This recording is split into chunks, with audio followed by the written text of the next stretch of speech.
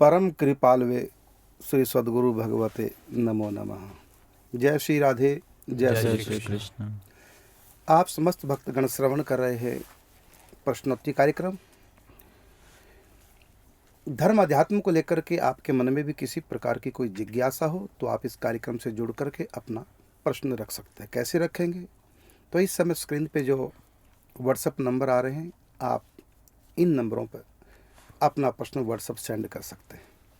बोल करके आप प्रश्न नहीं करेंगे, मैं बार बार कह रहा हूँ, लोगों के फ़ोन आ रहे हैं। फ़ोन करके प्रश्न न करें, व्हाट्सएप सेंड करें। फ़ोन करके प्रश्न करेंगे तो आपका प्रश्न इस कार्यक्रम में सम्मिलित नहीं हो पाएगा, इसलिए आप व्हाट्सएप सेंड करेंगे। लेते हैं कल की पहेली। कल की पहेली थी, कोवन जहाँ सब कल्पलता विटप कल्पतरु होए, जल अमी कण कण चिंतामणि पूर्ण काम सब कोय। इसका अर्थ है कि कौन सा ऐसा वन है जहाँ पर प्रत्येक लता कल्पलता है और प्रत्येक वृक्ष कल्प वृक्ष है, और जहाँ का जल अमृत है और कण कण ही चिंतामणि के समान है, जहाँ सब के सब पूर्ण काम है। इसका दार्शनिक अर्थ हो गया कि कल्पलता कहते हैं जो सोचो वही हो जाए, जिसकी छाया में बैठ करके, ऐसी जिसमें शक्ति है, जो सोचोगे वही हो जाएगा। जिसकी छाया में बैठकर हम ऐसा संकल्प करें वही पूर्ण हो जाए, उसको कल्पलता। ऐसी वृक्ष, ऐसा वृक्ष होता है कल्प तरु, कल्प वृक्ष, जिसके नीचे बैठकर जो कामना करेंगे वही तुरंत पूर्ण हो जाती है। तो वृंदावन की हर लता, हर वृक्ष क्या है? जो मन में सोचोगे वही सामने दृश्य प्रकट। सोचिए कैसा आनंदमय है। और वहां पर सोचते क्या है व्यक्ति? प्रेम के सिवा दूसरी वस्तु सोचते नहीं। कैसे प्रिया प्रीतम को अधिक से अधिक हम लाड लड़ाएं, उनको सुख दें, प्रिया प्रीतम का रास विलास कैसे हो, बस ये, इसके सिवा और कुछ सोचने का मन ही नहीं करता, क्योंकि इससे अधिक आनंददायक और कोई दूसरी बात वहां सोचने की नहीं। तो ऐसे वहां के कल्पवृक्ष और ऐसी वहां के कल्पलता है। कौन सा वन है? वो वृंदावन है। और जल अमी, जल वहां का अमृत है, प्रेमामृत देने वाला। और कण कण चिंतामणि, ऐसी चिंतामणि के एक स्वभाव है कि जो मन में चिंतन करोगे वही पूर्ण करने वाली, मनोकामना पूर्ण कर देने वाली देवमणि को चिंतामणि कहते हैं। तो वृंदावन का कण कण चिंतामणि। और पूर्ण काम सब को, सब वहाँ पूर्ण काम है। पूर्ण काम कहते हैं इच्छा पूरी होगी, अब कोई इच्छा नहीं रही, सब इच्छाएं पूरी होगी, उसको कहेंगे पूर्ण काम। तो वृंदावन में सब पूर्ण काम है। ये है कल की पहली का उत्तर। श्री वृंदावन निकुंज वृंदावन था। आओ अब लेते हैं आपके प्रश्नों का। आपका आज का प्रश्न है प्रथम, क्या एकादशी के दिन सेवा के लिए तुलसी दल तोड़ सकते हैं? उत्तर है बिल्कुल तोड़ सकते हैं, द्वादशी को मना है। और मैं एक बात बताना चाहूँगा, जो वैष्णव होते हैं ना, और जो शालिग्राम जी की पूजा करते हैं, तो वैष्णव के लिए शालिग्राम जी के लिए तुलसी तोड़ने का विधान है द्वादशी को छोड़ करके प्रतिदिन, चाहे रविवार क्यों ना हो, चाहे पूर्णिमा क्यों ना हो। लेकिन जो वैष्णव नहीं है और जो शालिग्राम की सेवा नहीं करते, उनके लिए कुछ नियम है। क्या? द्वादशी को न तोड़े, पूर्णिमा को न तोड़े, अमावस को न तोड़े, संक्रांत को न तोड़े, साल में 12 संक्रांत आती है, संक्रांत को न तोड़े, और रविवार को न तोड़े। ये सबके लिए निषेध है। लेकिन जो वैष्णव मंत्र से दीक्षित हो गया और शालिग्राम जी की सेवा करता है, उसके लिए कहा कि वो हर दिन तोड़ सकता है द्वादशी को छोड़ करके। यदि आप काढ़े के लिए तुलसी लेना चाहें तो इन दिनों का परहेज करना चाहिए, लेकिन शालिग्राम के लिए द्वादशी को छोड़ के प्रतिदिन ले सकते हैं। अगला प्रश्न है कि सिया राम जी की सखी सहचरी बनने के लिए क्या करना चाहिए?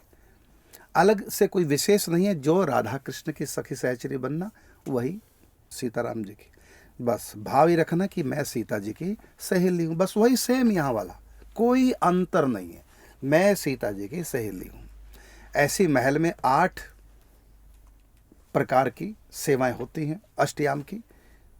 तो इस प्रकार महलों में, क्योंकि वहाँ राजा के रूप में है ना राम जी, महलों में, तो 8 अलग अलग प्रकार के महल हैं, अलग अलग प्रकार से वहाँ सखी सहचरियाँ सीता जी की सेवा करती हैं, सहचरी भाव से, सखी भाव से, और कोई भी अंतर नहीं, बस वही सब रूल रेगुलेशन वही हैं जो निकुंज के हैं। अब चलो इसका थोड़ा सा और हल्का सा विस्तार कर दूं, निराश न हो जाए कि कुछ भी नहीं बोला। तो आप सखी सहचरी का भाव धारण करके उस महल में जाएंगे जहाँ प्रिया प्रीतम श्री सीताराम जी विश्राम में। और सीताराम जी का वहाँ एक स्वभाव है, वैसे तो हमारे सीताराम जी राम जी संकोची हैं, लेकिन सखियों के सामने और सीता जी के साथ, सीता जी तो वक्षों में ही है वो, तो सखियों के सामने उनको बिल्कुल भी संकोच नहीं होता, बाकी सबसे संकोच होता है। यहाँ तक कि राम जी सीता जी से भोजन नहीं मांग सकते यदि माता साथ में पास में हो, तो बात नहीं करते, इतना संकोच करते हैं राम जी। लेकिन राम जी का वहां एक स्वभाव है, सबसे संकोच करेंगे,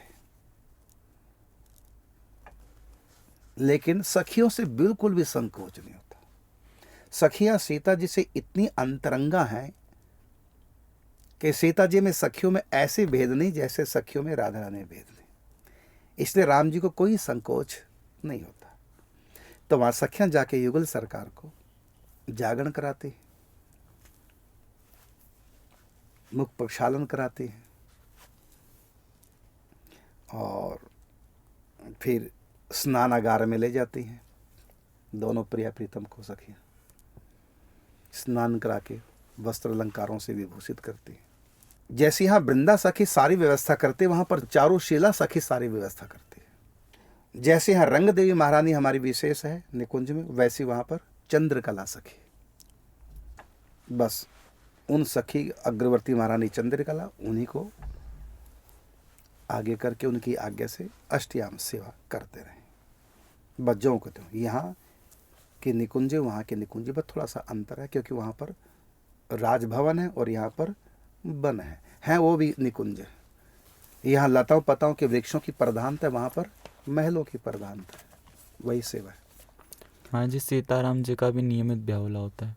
हाँ, जो कहते हो सब कुछ नित्य ब्याहुला, बल्कि जो वहाँ के है ना, वहाँ की सखियाँ जनकपुर की भावाली, वो तो विवाह उत्सव प्रतिदिन, वो तो कहते हैं कि प्रिया प्रीतम विवाह के बाद हमने विदा किए ही नहीं, जनकपुर से अयोध्या के लिए हमारे सीताराम जी नहीं जाते, हमारा नित्य निकुंज जनकपुर में, घर जमाई बन के रह रहे हैं ये कह दो।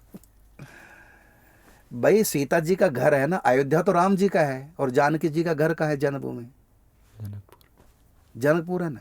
इसी प्रकार से जैसे वृंदावन राधा रानी का, ठाकुर जी का नहीं, ठाकुर जी का गोलोक धाम है, राधा रानी का वृंदावन है, तो वहाँ की रानी सीता जी, स्वामिनी सीता जी, और ठाकुर जी सीता जी के पास, सीता जी के घर रह रहे, जैसे ठाकुर जी राधा रानी के यहाँ रह रहे, ऐसे ही कह लो, घर जमाई बन के रह रहे, और कभी अयोध्या गए ही नहीं। आज भी वहाँ के भावुक जन जो सीता जी को बेटी मानते हैं, वह रामचरित मानस का पाठ तो करते हैं, बस विवाह तक का, विदाई नहीं करते, बस वहीं उनका पूर्ण हो गया पाठ, बस वहाँ से अष्टयाम लीलाएं वही चिंतन करते हैं। और एक वृंदावन और है निकुंज सीताराम जी का, वो है चित्रकूट, वहाँ भी निकुंज लीला है चित्रकूट में, बस वहाँ पर उनकी सेवा में कोई नहीं होता। लक्ष्मण जो सेवा करते हो तो अलग चीज़ है, लेकिन वो जो वहाँ पर लक्ष्मण का भी प्रवेश नहीं है। कथा आप लोगों ने सुनी होगी, एक बार जयंत कौवे का रूप धारण करके चला गया था जी। और जब चोंच मारी, वो निकुंज लीला ही हो रही थी, वहाँ पर स्वयं राम जी ने सीता जी का श्रृंगार किया फूलों का, निज कर भूषण राम बनाए, निज कर भूषण, अपने हाथों से आभूषण बना के फूलों को चुन करके और सीता जी को सजाया और सीता जी गोद में सरक करके लेट गए राम जी। मैंने वही निकुंज लीला चित्रकूट में, तो 13 साल की लीलाएं चित्रकूट की भी निकुंज लीलाएं हैं, अंतरंग लीला। चलो अब अगला प्रश्न लेते हैं कि इस निम्बार्क संप्रदाय के गोपाल मंत्र और शरणागति मंत्र का जप क्या किसी भी समय स्नान आदि करके किया जा सकता है? बिल्कुल कर सकते हैं, जब आप चाहो तब करें, सुबह करो, दोपहर करो, शाम करो, तीनों समय करो, और चाहे सुबह शाम तक करते रहो। और यदि आपकी संख्या है जैसे कि 18 लाख मंत्र जाप करना है तो उसमें रात को भी कर लें, पूरा कर सकते हैं, लेकिन पवित्र होकर इन मंत्रों का जाप पवित्र होकर ही करना चाहिए, अनुष्ठानिक ढंग से, मनमानी रीति से नहीं, शास्त्र विधि से। अगला प्रश्न है, सत्यमेव जयते के अंतर्गत जिस सत्य की विजय की बात कही गई है उस परम सत्य का वास्तविक और आध्यात्मिक स्वरूप क्या है? देखिए, सत्यमेव जयते ये जहां भी लिखा हुआ है, पूरा श्लोक यदि आप बताते तो मैं कुछ बता देता, लेकिन आपने केवल एक अंश ही दिया श्लोक। यदि पूरा श्लोक होता तो तब उसका अर्थ खुल के आता। और सच बात है, इस श्लोक के पहले और बाद वाले भी श्लोकों को मिलाकर तब पता चलता है किस स्थिति में क्या बात की गई, तब पूरे प्रसंग का ज्ञान होता, तब हम अर्थ कर सकते हैं। लेकिन फिर भी जितना आपने अंश दिया उसका अर्थ यह है कि सत्य की ही जीत होती है। तो यहाँ सत्य क्या है? तो सत्य की परिभाषा गीता में अध्याय 2 श्लोक नंबर 16, ना सतो विद्यते भावो ना भावे विद्यते सतः, इसकी परिभाषा की भगवान है गीता जी। ना सतो विद्यते भावो ना भावो विद्यते सतः। ठाकुर जी कहते हैं कि जो वस्तु असत है उसका अभाव होगा। अभाव का मतलब न होने का नाम अभाव है, और होने का नाम भाव। ना सतो विद्यते भावो, जो वस्तु सत है उसका भाव है, मतलब वो है, और जो है नहीं उसको क्या क्या कहेंगे? अभाव। असत, या कह दो अभाव, या कह दो असत। मेरे पास धन नहीं, तो ये चाहे तो असत कह दो, धन असत या अभाव। न होने का नाम अभाव असत, और होने का नाम सत या भाव। तो ठाकुर जी कहते हैं अर्जुन से कि जिस वस्तु का अभाव है वो असत है, और जिस वस्तु का भाव है वो सत है। आत्मा सत है क्योंकि आत्मा का त्रिकाल में कभी भी अभाव नहीं रहता। आत्मा सदा से थी, आज भी, और सदा रहेगी। परमात्मा सदा से थे, आज भी, सदा रहेंगे। जो पहले भी है, आज भी है, सदा रहे, उसको बोलते हैं सत्य। लेकिन यहां पर जीत शब्द है ना, जीत शब्द में यह अर्थ नहीं लगा सकते, क्योंकि आत्मा हार जीत दोनों से अलग है। जहां हार होती है, हार को लेकर के जीत का अर्थ निकलता है। दिन हम किसको कहेंगे? यदि रात होगी तब हम दिन कहेंगे। यदि रात ही नहीं होती, 24 घंटे एक ही जैसा समय, तो फिर दिन का अर्थ क्या रहा? जहां झूठ है तो वहां सत्य की परिभाषा है झूठ से, सुख की परिभाषा दुख से। तुम बड़े सुखी हो, इसका मतलब दुख भी कोई होता होगा। ये सृष्टि द्वंद्वात्मक है ना।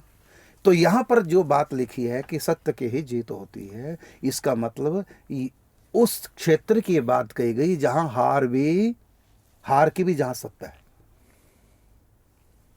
तो इसका अर्थ व्यवहारिक रूप से देखा जाए तो ये निकलेगा कि जो व्यक्ति सच्चा है, ईमानदार है, सत्य का पक्षधर है, अंत में आज नहीं तो कल वही जीतेगा। ठीक है, संघर्ष हो सकते हैं, उठक पटक उतार चढ़ाव हो सकते हैं, लेकिन विजय अंत में सत्य की होगी। बीच में कई बार होता है कि देखो वो सत्य था और बंदा हार गया। कई बार ऐसा होता है, देखो सच्चा था और हार गया। ऐसा नहीं हो सकता, क्योंकि वो अंत नहीं है, वो अभी परिणाम नहीं निकला है। जब परिणाम निकलेगा तब पता चलेगा। जैसे उदाहरण के रूप में चोर आया, झूठ गलत था ना चोर तो, और ईमानदारी व्यक्ति के यहां कांड करके चला गया, चोरी करके। अब वहां तो बंदा बड़ा ईमानदार था, जिंदगी भर ईमानदारी से कमाया, तो कैसे हार गया? चौकीदार सोते रह गए।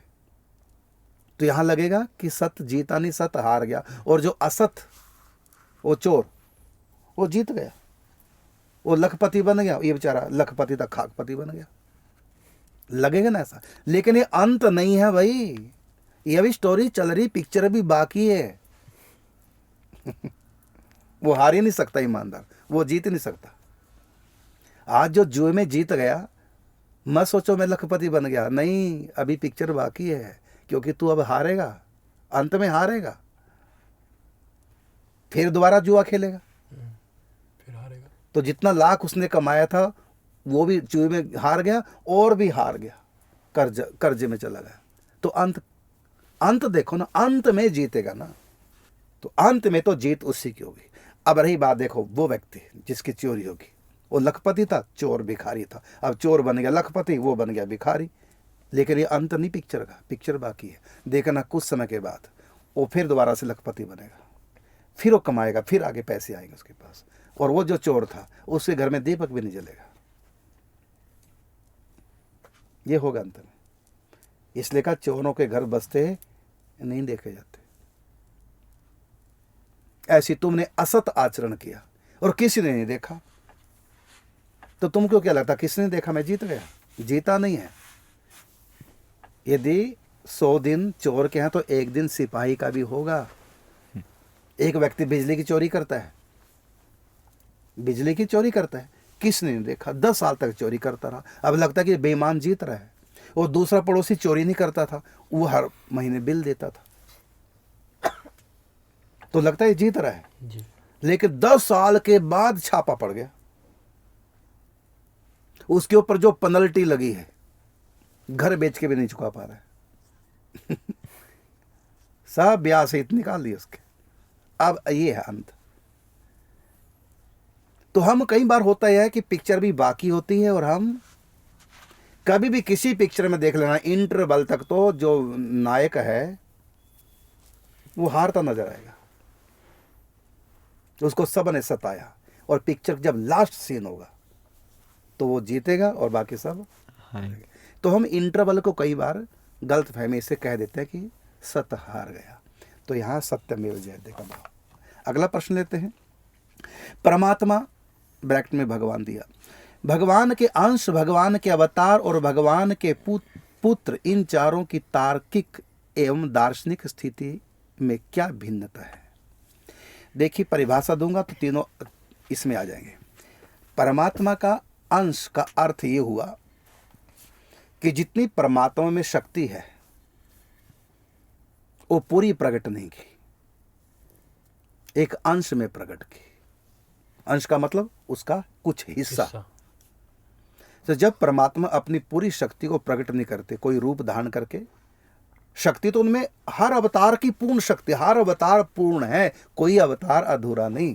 कहने के लिए कहेंगे श्री कृष्ण 16 कला अवतार, राम जी 12 कला अवतार, ये तो कहने के लिए है क्योंकि उन्होंने 12 कला प्रकट की। लेकिन राम जी में भी उतनी ही कला है जितनी श्री कृष्ण में, लेकिन उन्होंने प्रकट नहीं की।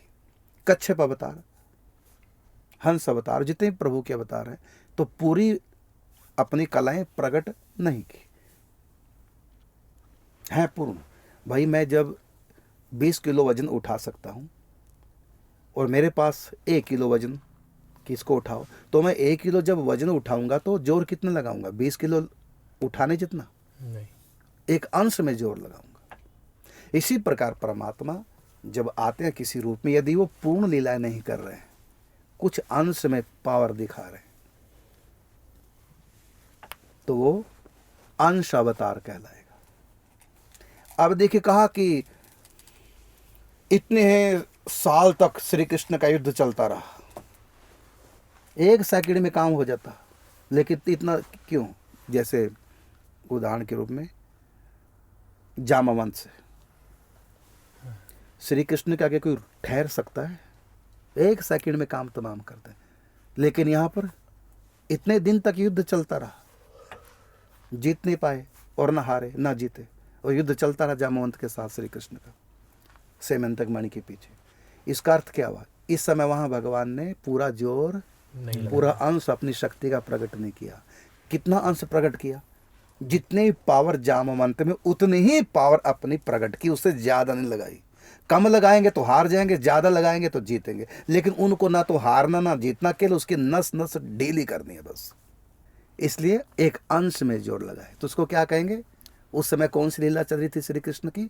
वो अंश अवतार हो गया। एक ही रूप में श्री कृष्ण एक ही अवतार में कहीं अंश अवतार की लीला कर रहे हैं, कहीं पूर्ण अवतार की लीला कर रहे हैं। तो ये हो गया अंश का मतलब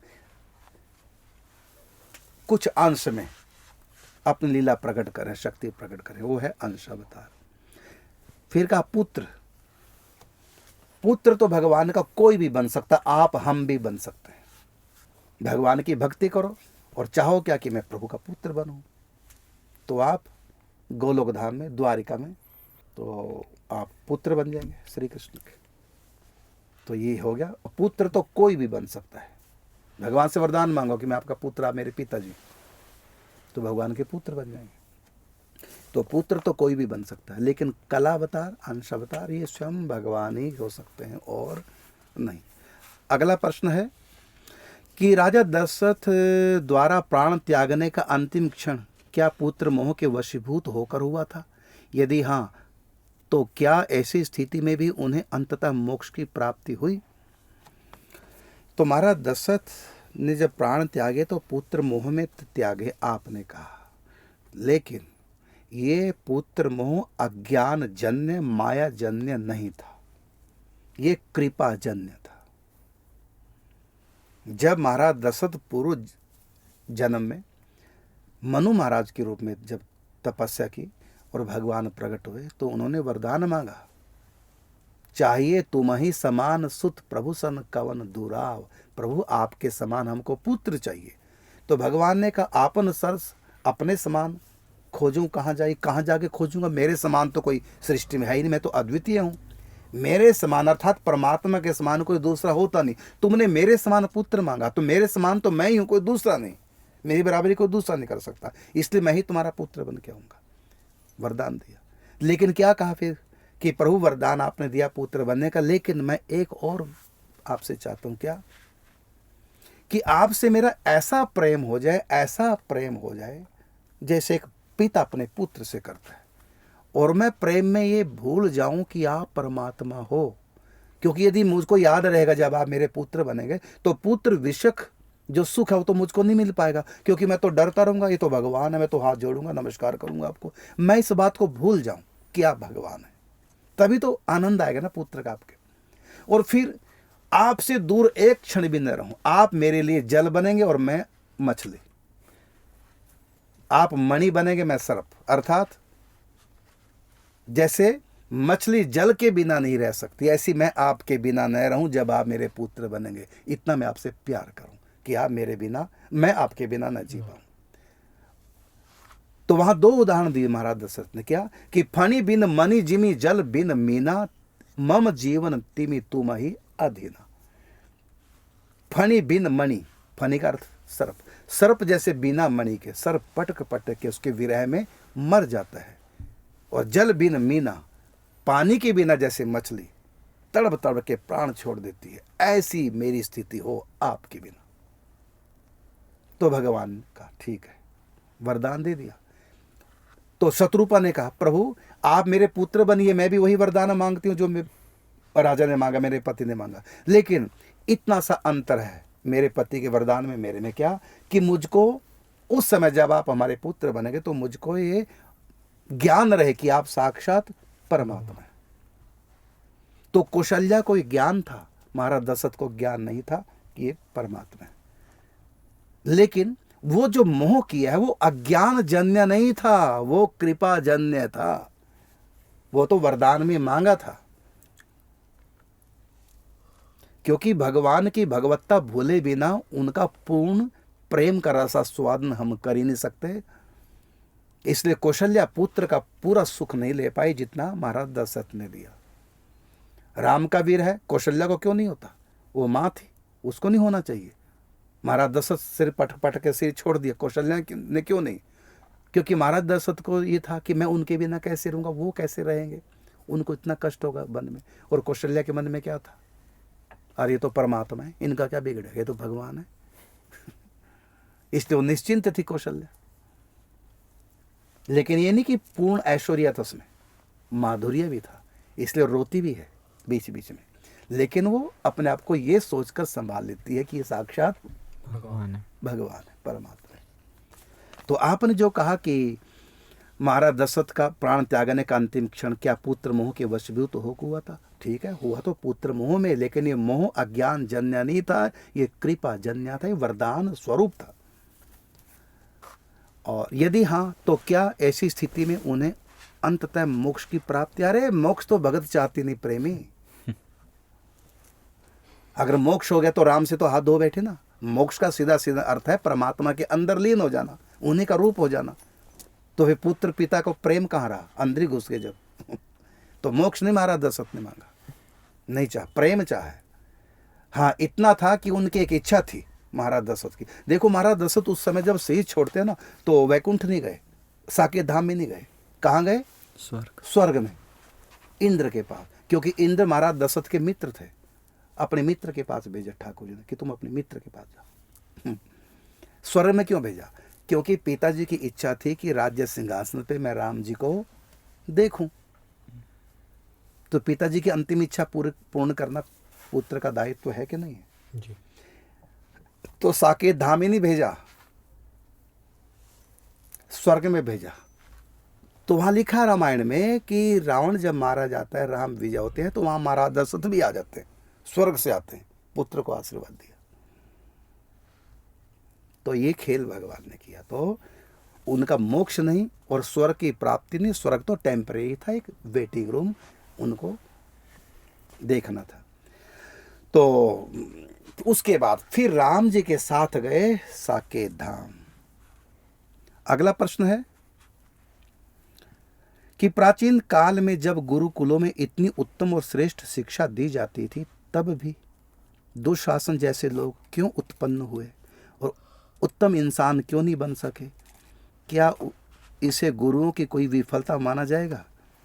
जी नहीं, गुरुओं की विफलता नहीं। कारण क्या?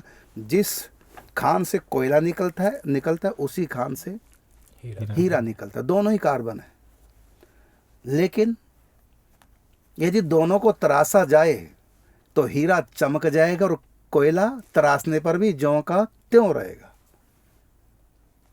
पीतल को कितना भी मांझ लो, सोना नहीं बन सकता। गुरु क्या करेंगे? मूर्ख हृदय ना चेत, जो गुरु मिले विरंचि सम।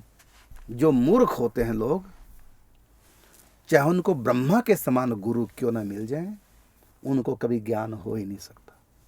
बेंत जितनी मर्जी सावन की झड़ी लगे, फलेगी नहीं। इसी प्रकार से फूले फरे ना बेंत। इसी प्रकार से जो मूर्ख नमूने के लोग होते हैं, पूर्व जन्मों के गंदे संस्कार, जन्मजात गंदे संस्कार, कोयले कह दो, उनको कितना भी धो लो, रहेंगे काले ही। मूर्ख हृदय न चेत, जो गुरु मिले विरंची सम। लेकिन 60 सुधरहि सत्संगत पाई। जो 60 लोग होते हैं वो सत्संगत पाकर सुधर जाते हैं। 60 कौन है? जो गलतियां करता है उसको पता नहीं, गलतियां गलत है, उसको पता नहीं कि इसको कोई समझाने वाला नहीं मिल रहा है, गलती पे गलती किए जा रहा है। कल सुधरूंगा, कल सुधरूंगा, कल सुधरूंगा। यार ठीक नहीं, मैं गलत कर रहा हूं, लेकिन आदतवश किए जा रहा हूं। ऐसे लोगों को क्या कहेंगे? 60। ये सुधर जाते हैं। 60 सुधरहि सतसंगत पाई। लेकिन मूर्ख के लिए क्या कहा? मूर्ख हृदय न चेत, जो गुरु मिले विरंची सम। तो रावण कौन था? 60 नहीं था, मूर्ख था। तो मूर्खों को ही सुधार नहीं सकता। तो आपने जो कहा ना कि दुर्योधन, दुशासन, हाँ सोचिए, दुशासन, चलो दुर्योधन दुशासन एक ही बात है कि इनके सबके गुरु एक ही थे। तो इसमें क्या गुरुओं की कमी है जो सुधर नहीं पाए? गुरुओं की कमी नहीं है, कमी साधक की है। उसमें ये संस्कार नहीं थे, क्योंकि गुरु धुलाई करते हैं, है ना? धुलाई। अब कागज को तुम धोगे, क्या करोगे? कागज को धोगे तो वो भी नहीं रहेगा। धुलाई कपड़े की होगी, रंगाई कपड़े की होगी। तो जो इस योग्य हो, अब मूर्ति जब बनाते हैं ना, अच्छा पत्थर होगा तो चिकनी बढ़िया सुंदर मूर्ति बनेगी, और पत्थर अच्छा नहीं तो मूर्तिकार वही है, नहीं अच्छी बना पाएगा, क्योंकि पत्थर की क्वालिटी अच्छी नहीं है। ये आपके प्रश्न का उत्तर है।